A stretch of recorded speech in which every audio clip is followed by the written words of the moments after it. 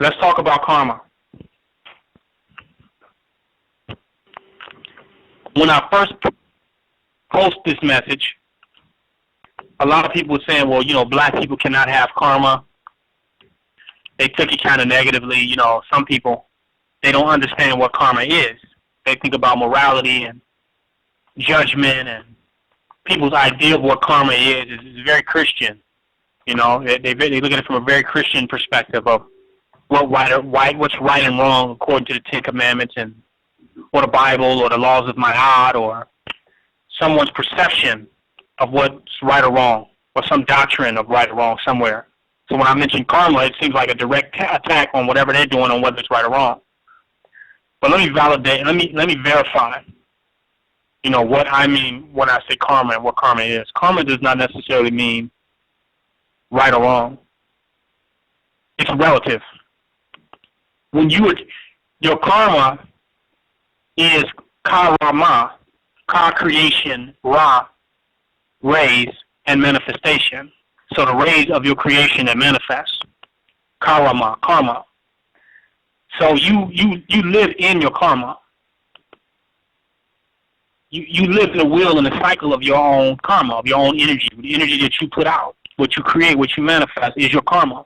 It's your reciprocal relationship to your past and future creations. It's the connection. It's the connecting point between what you want and what you have done, what you have projected and what you are projecting. To me, karma is just simply the middle point. So when we talk about what your karma is, we talk about evaluating your experiences and why they are the way they are and what you have put out into the universe that has determined where you're at right now, what your location is, what your position is in life, what you've manifested, what is before you. So when we talk about karma, we're not talking about judging how good of a person you are or how bad of a person you are ultimately. That has nothing to do with karma. Karma is where you're at right now in your journey spiritually, where you're at in your life, and why you are there, and how you can get from where you are at to where you want to be. It's almost like keeping record. Let's say karma is simply just the records, how your experience is recorded in the patterns and the fields of the universe. So karma, we don't mean right and wrong. We just mean where you are. And where you are at is how you determine what is right or wrong for you. I don't determine right or wrong for you. What shows up in your life determines what's right or wrong for you, if you're in the right or wrong place according to where you want to be. And if you're not in the right place, it is because of your karma. If you look at your life right now, you're not happy with the way it is, your relationships, things that are manifesting in your life daily, you think you got bad luck, things are just not showing up the way you want to, then that's considered karma, bad karma. And if things are harmonious and blissful and synchronistic, and things are showing up the way you desire them to be, then that is dharma. So tonight I want to address karma and fixing karma, and ways that you can fix karma. We are in the situation that we're in life because of our karma, not because we are bad people, but because of our karma, what we have created, what we have manifested, what we have put forth in the universe. And sometimes it's not because it's not what we have asked for, it's how little of what we have asked that we get what shows up for us. So our karma is a product of asking too small or not large enough. Or our karma is a product of what we have put out based on where our thoughts and our consciousness was at that time, and how we must neutralize those recurring patterns and those energies that are continuing to travel within the universe that we constantly meet, like waves that emanate from the same place, but when they ripple, they collide into each other. So we have to go back to the source, which is our conscious creation. And we have to neutralize these energy patterns that have already that are already into existence. For some, the things that we are manifesting are byproducts of old desires and old thoughts, or they represent the levels of where we used to be at and things we used to think about. And they've manifested for us, but now we have new ideas, new thoughts, new things we want. We've learned lessons, we've evolved on our spiritual journey, and we want different things. So then we have to change our karma. We have to put something out now that can manifest and be equivalent to what it really is that we want to see manifest in the universe. All that we see going on in the world is our own energy. It's how our own energy is yielding to us. We talk about us being gods and goddesses and creating our own reality, but we don't want to own any of the reality that we create, because if we own the reality that we create, then we would have to embrace karma. I'm not using karma in a way to look at people and say, look, don't help them, that's their karma, or, you know, that should have happened to that person because that's their karma.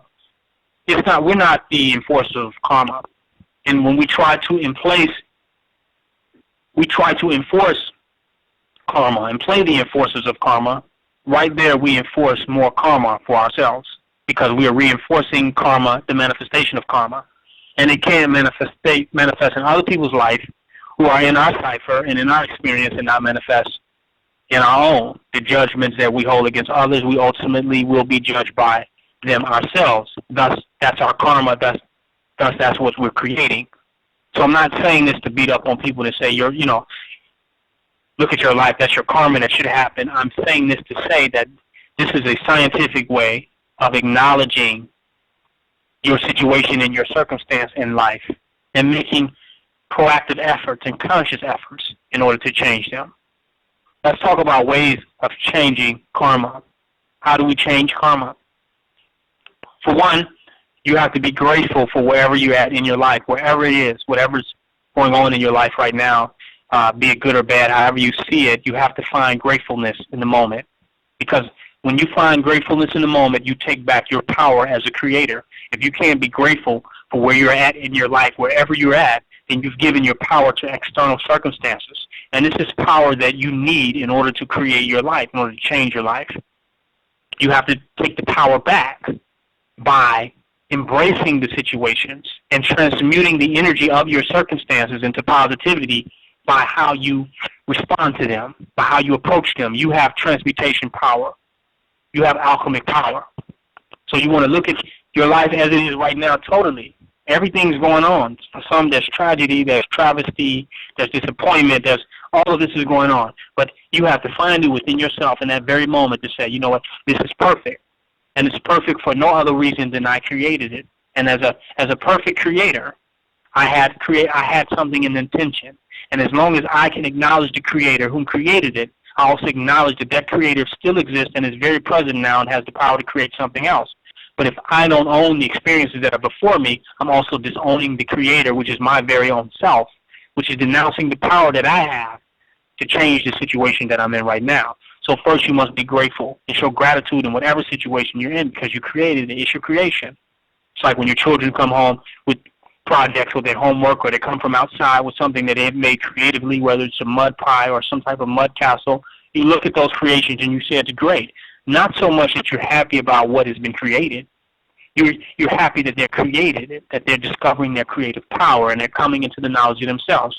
All of your creations, everything you have done is to come into the knowledge of yourself, to come into the knowledge of who you are as a creator. Every creation affirms your creativity as a creator. So you must be grateful for your creativity and your creative ability, thus empowering yourself to create more. Your creations will perfect, and that is the perfection of your karma, when you begin to perfect your creations. And these creations begin to manifest by causing less pain and suffering in your own life and in the lives of other people. That's when you start to perfect your creation. The creations that may not be as represent the perfection that you want are those that cause the most suffering in your own life and in the life of other people. But as us becoming more and more perfect creators, we'll begin to create in a way that will be most harmonious, that will be most uplifting for all who come in contact with what we have manifested. And that's a process. But first, you have to be grateful for a creator, grateful that you can create, grateful that you have awakened to that you can create. If you are a victim, you're mad at your situations, you're unhappy about your life all the time, every second and every moment, you're saying, I'm not the creator, somebody else is doing this, And you're in the night. You're living in an elusive nightmare of being a victim. You're in the matrix of victimization. You're living outside of yourself. You have to get your power back. You have to get your etheric dream essence back. The fabric of reality that you stitch and create your own universe. You have to get that back. And in order to get that back, you have to own that you're the seamstress, or that you're the seamster. You have to come back into that realization. So first, be grateful. Second, you have to learn to give others what you want. And I call it forgiveness. I call it forgiveness. And if you break down the word forgiveness, you get just forgive. Forgiving. You do it for no other reason but forgiving. You're not over whatever happened. You know, your ego is very attached to all the negative experiences that you've had, how you feel like you've been victimized, the negative things that you went through with people and situations. Your mind wants justice. So you're not going to get past that. But you have forgiveness. It's just forgiving. It's just for freeing up energy for giving, to get the currency of giving going, to start the flow of giving, of change, of transition. You know, so forgiving frees up karma. When you forgive others, you give grace to yourself. When you judge, condemn, and hold others, I'm not saying evaluate, be critical, you know, and make evaluations. I'm not saying that, but I'm saying when you're judgmental in a way that does not embrace the growth process of others and the transformation of others, what you do is you're creating a non-gracious universe. You can be the most merciful God that will live off your own mercy, or be the most graceful God that will live off your own grace, or you could be the most judgeful God that live in a world that is a manifestation of your own wrath. It's up to you. So you have to give forgiving. You have to give what you want. You have to cipher. You have to put into manifestation, into energy, into the universe, what you want to see, what you want to be the dominant energy is. So you have to practice forgiveness. As long as you judge others, you don't give yourself the room to even grow from your own mistakes. You don't believe in change. You don't allow human transformation. So when you allow and embrace the transformation of others, you give other people a chance. It's only the one. It's only a chance given to one. It's only yourself that you have given a chance. Your mythology book says, judge and ye shall be judged. And that's exactly what happens. Yes, evaluate. Yes, criticize. But do not judge and condemn people beyond transformation, because you do it. When you do that, you do it for yourself. Whatever you put out, that's the universe that you're creating, and that's your karma. So that's another way. 1, gratefulness. 2, forgiving, being forgiving. The last one I want to mention, selflessness. The last way to go beyond your own personal karma is selflessness. The self in you fights to be right. This is where our self-righteousness comes from, that makes us judge others and makes us unforgiving of others, because the fact that others are so wrong and so bad and so negative is what makes us right, and that's our ego. Our ego boasts at us being righter than others in some particular way. And we are justified in judging others and holding up the wrongs of others, you know, up to them and holding it to them. And, you know, it's building up our ego. But the same ego that we build up has us stuck. Because when you want to grow in life and you want to expand beyond the matrix, that takes flexibility. You must be willing to take risks. You must be willing to get down in this physical body, in this physical universe. You have to take chances. You have to move around. You have to move in a way that's going to cause you to grow and expand and truly awaken. You can't just be stuck, and you can't be linear. You must grow. You must have an expanding paradigm. Your universe must be like the universe itself. It must be an expanding universe. So when you allow yourself to be expansive and to be open-minded, what happens is that you also allow yourself to make mistakes. You allow yourself to possibly take chances. You go beyond your fear of loss. You go beyond being criticized by others. You go beyond trying to be looking for validation. You become very confident in what you do, and you potentially, you make mistakes. There are challenges. There are things that you would have did differently, but you allow that for yourself so that you can grow to become not a contrived person, but a better person, but the best person. And what I mean by that is you got some people who have never did anything and consider themselves good. And then you have people who have done everything, but now they only do what they consider to be the good of all the things they've done.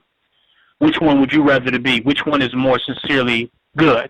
The one who has done nothing, but consider themselves good because they managed to do nothing, and the ones who have done everything, and they have rose to the top in their auspiciousness, that now they can decipher between all of the things that they've done and choose the highest of actions.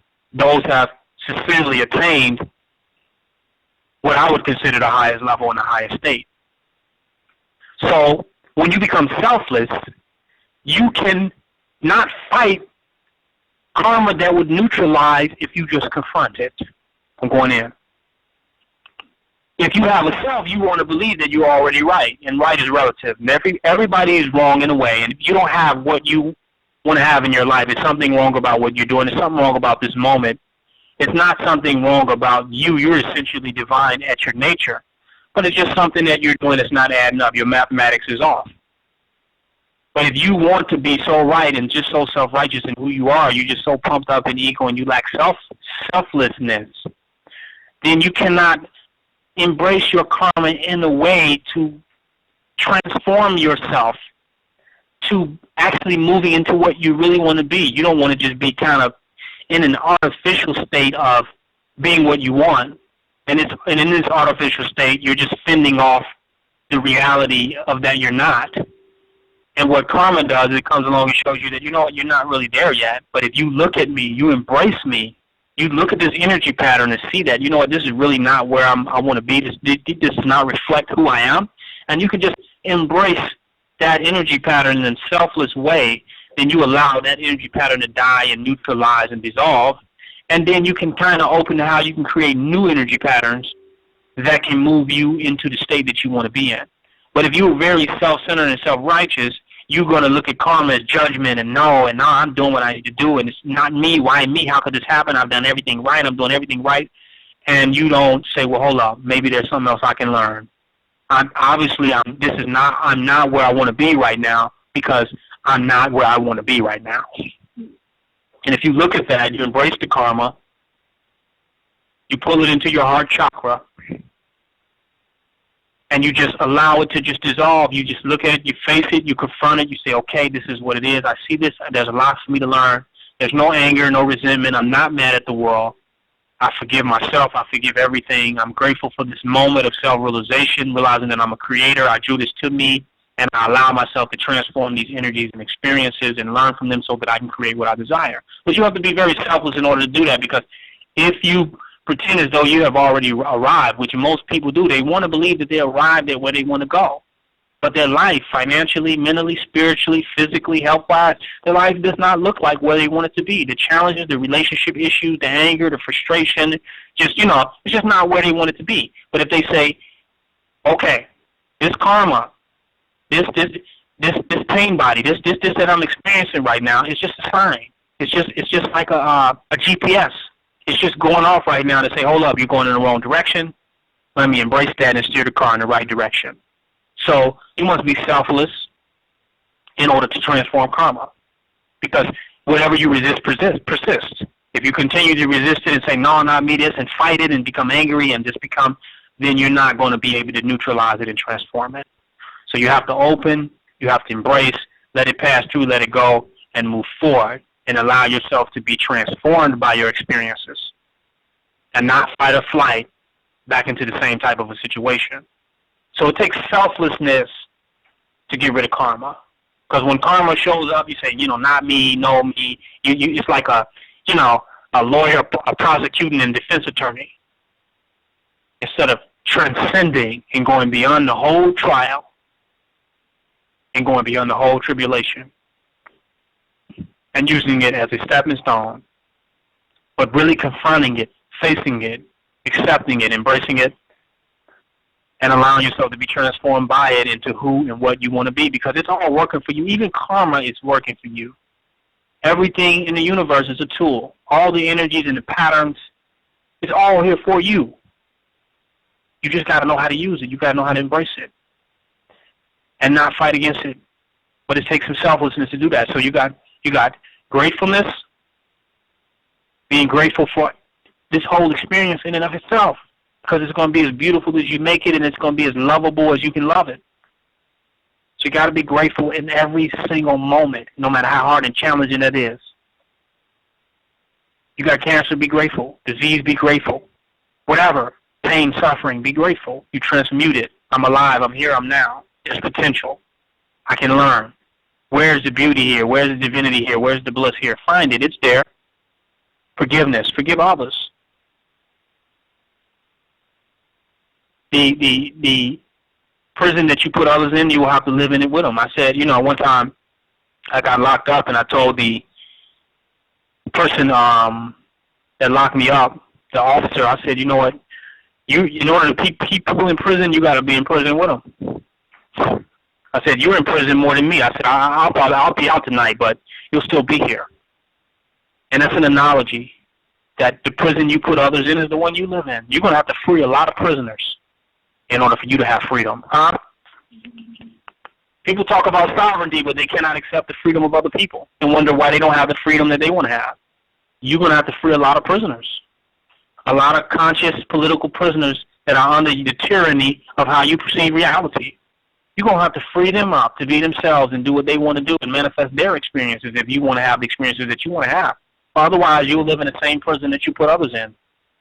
But you're not going to really be able to let a lot of people out of prison, because you're going to have to forgive them, because the reason they're in prison in the first place is because you hold something against them. You house something in some way that they wanted to create and manifest their reality caused pain in your life. You can't let go of that, so you got them in prison and you're locked in there in the prison to make sure that they stay there in the prison too. But if you want to get out of prison, you want to let them out of prison, you've got to forgive them and free all prisoners. And then you free yourself through forgiveness. Just forgiving. Just put more giving out in the universe. Just for giving's sake. And the more giving you give, the more you will get. Last, selflessness. We go back over that one. You got to be selfless, because if you're too high and mighty and self-righteous and arrogant, you can't use karma as a tool to GPS track where you are in your life and see how you can analyze and evaluate what has come to you to show you how you've become a better person and how you can even become a better person. Better meaning how you can get to where it is that you want to go. Not where I want to go, not where your pastor wants you to go, not where your imam wants you to go, not where your sheikh wants you to go, but where you want to go. How do you get there? See how these life lessons and things that happen in your life are signals in order for you to use for the purpose of transforming yourself to be who you are, to really get to where it is where you want to go in life. And you have to be selfless in order to do that. Those are the three main tenets. The extra one, how do you get rid of karma? Giving. You got to go beyond a certain type of rationale that locks you in karma. You got to get you have to have radical honesty and radical giving. Radical giving, get rid of karma. You got to give enough good to deserve the good that you want to happen in your life. Talk to me. You got to give enough good to deserve the good. And you got to make sure that the good and the goodness and greatness that you create in the world outweighs times 100 any pain or suffering that you have ever caused in the world. And believe it or not, some of you said in your own world, your own paradigm, I've caused some suffering and some pain in the lives of others. I beat myself up over it all the time. And you're stuck there. And you're not taking advantage of opportunities where you can create extreme bliss and joy and happiness in the lives of others. Because it never was about you anyway. The pain you caused others was not about you. And the joy that you're going to cause others is not about you either. The problem is you're too stuck on you have not become selfish. But if you go beyond you, you can see that the same one you beating up, that if you stop beating up that person, make them less relevant, become selfish, then you can use that same entity to create unimmeasurable and unimaginable happiness in the lives of others. You didn't come here for you. You came here to raise the whole vibration of this planet. You're a time traveler. You're a galaxy traveler. And you came here to uplift the whole consciousness of this paradigm. But you can't do that as a creator and as a God. If you get caught up in some linear experiences that you've had on this earth, you're caught up in just to that. You can create joy and bliss and harmony and peace and ecstasy in the lives of thousands of people if you can only awaken to the reality of who you are, but you're still beating up on some old nigger you thought you was. That must cease, and you must make a commitment to create 1,000,000 and 1,000,000,000 times of more joy, bliss, and happiness than you have ever caused pain and suffering to anyone. And even to create bliss, joy, and happiness in the lives of even those that you may have caused pain and suffering in their lives of. To create more bliss and joy. And notice that you are a better bliss creator, better joy creator, a better heaven creator than you are a negativity creator. And as a creator, the heavens is the greatest thing that a God can create.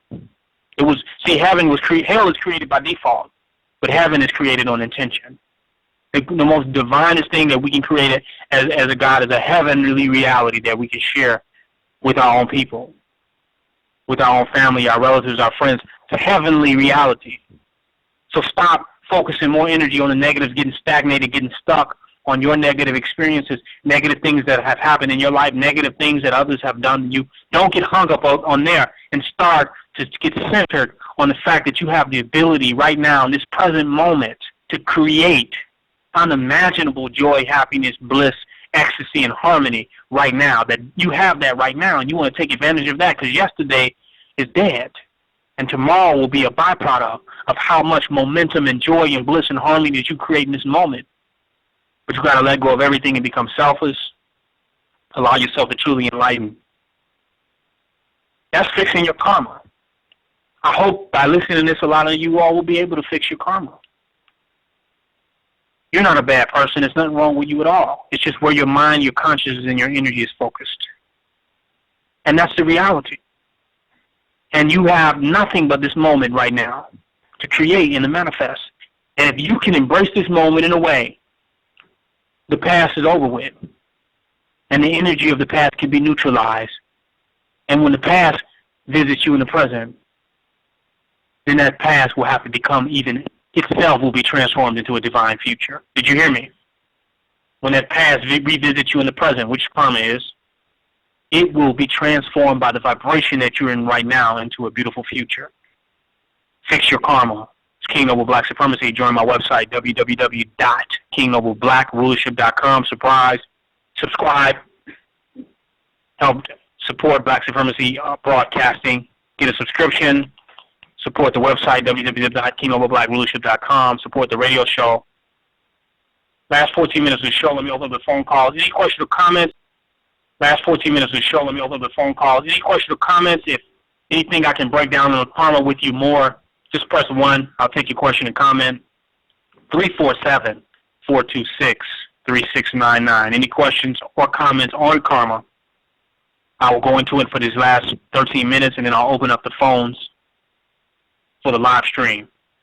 561-9290. Black Supremacy. Black Supremacy. Yeah, I like what you were saying about the giving, and I think it takes a very mature mind and a mind that's very developed to understand the healing art of giving. Being that we live in such a materialistic world, and we base our wealth a lot of times on how we give. Sometimes you can give and you can feel like you did this good deed for people and they really just not receiving what you're giving. And just like how you said earlier about the Facebook post, you can put that out and no one's watching, you know what I'm saying? And I can attest to that. You know, I have posted some great information I feel on my page, and I might get 1 or 2 likes out of 2,000 friends. Nevertheless, I know people are watching. And it can frustrate the giver sometimes. And the giver can sometimes feel like they are actually in lack because they're not receiving the accolades for giving. but not realizing that they are the divine source of all which all things are coming from. Come on. Being that you are so concerned about you're not receiving anything when you are not meant to receive, you're the giver. Because if the thing is, it's like, how can you actually be in lack when you are actually the giver? You know what I mean? Are you really ready to be a God because of the fact that, or a deity, because of the fact that if you are a deity, then a deity can only give to those who give reverence or whatnot. You're not receiving really anything, but at the same time, you're actually there for the protection, to watch, and to keep that your followers in the straight line. So therefore, you don't need the accolades, even if they're not in the know of what you're doing for them.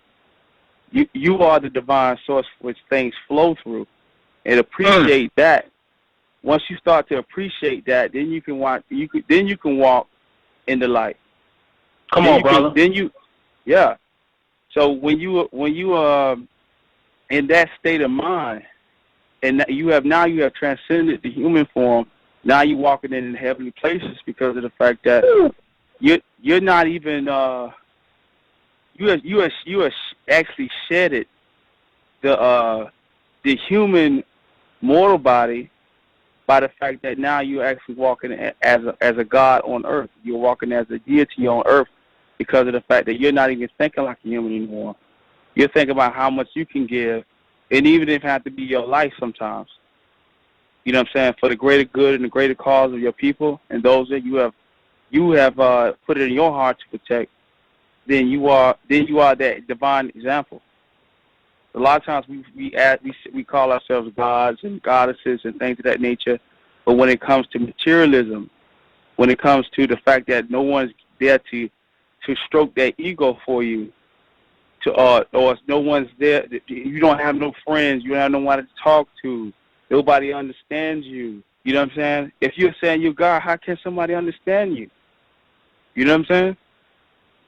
You're not there you have to actually sometimes really know who you really are. If you're not there, maybe my mission may not be in this world to be a regular mortal. It's just maybe it's not.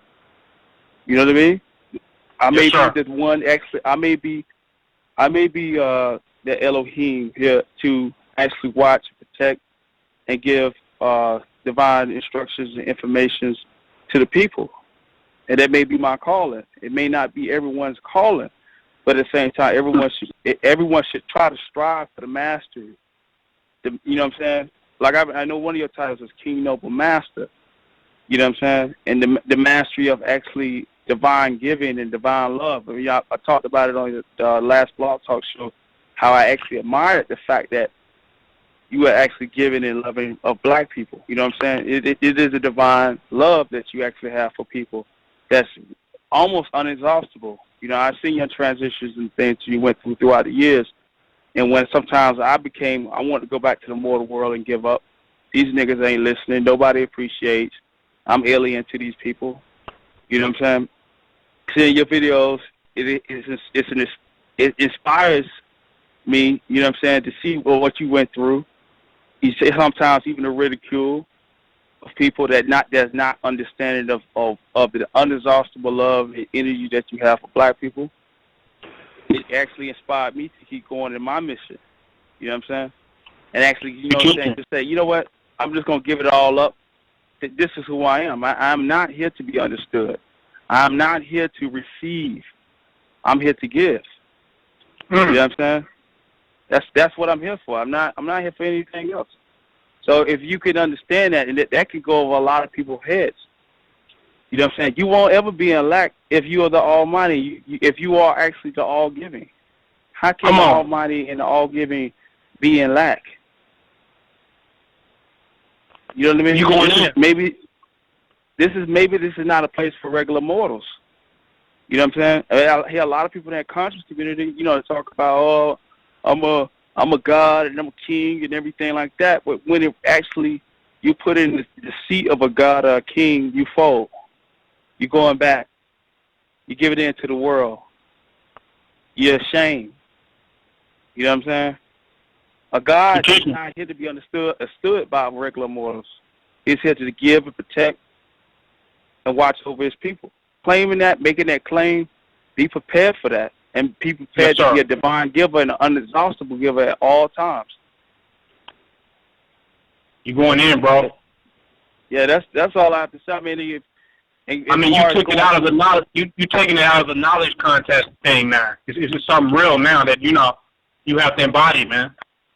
Yeah, you just have to embody that. And the thing is, you'll be amazed of like just even the thought of actually giving. Like I have thoughts in my mind of actually setting up a place for our people, buying land, and actually doing things. And the thing is, those things will come into fruition because it's not about myself. I've actually shared myself. I'm actually thinking about, because it will manifest like that I have stepped into God mind. Come on. That's why it will manifest. I'm not thinking on a selfish level. It's just like a person working out. If you're going to the gym to work out to try to get back at your ex-boyfriend, your ex-girlfriend, and it's about revenge, your petty revenge, you want to look good. You know, when next time they see you or something like that, or you want to get a nice-looking girlfriend or boyfriend, whatever it may be. The thing is, it's not going. It's not going to come to pass. Why? Because of the fact that you made it about yourself. But if you say you're going to the gym and you working out, or you working out, not even going to the gym, but just working out in general. I'm just using this as a metaphor. But if you're going to work out in general and you're thinking about you want to be as fit as possible to be a warrior and a protector for your people, then you will be able to step into that. That will actually come to pass because you're outside of yourself. The all is now with you. You know what I'm saying? You have given up just the petty because you could be on a mission. If it's about the selfishness and it's about the ego, someone could come along and stroke the ego enough to make you feel like you don't need to go to the gym. But if you actually on a divine mission, that is the divine mission, and divine is about the divine all of your people, and is about love, then it will actually manifest because of the fact that no one can take you away from that. No one can take King Noble from black supremacy. You know what I'm saying? Because it's not just about King Noble.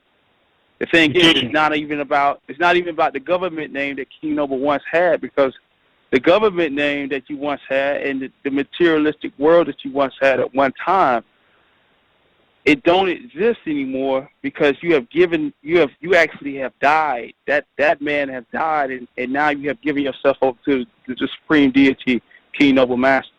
You know what I'm saying?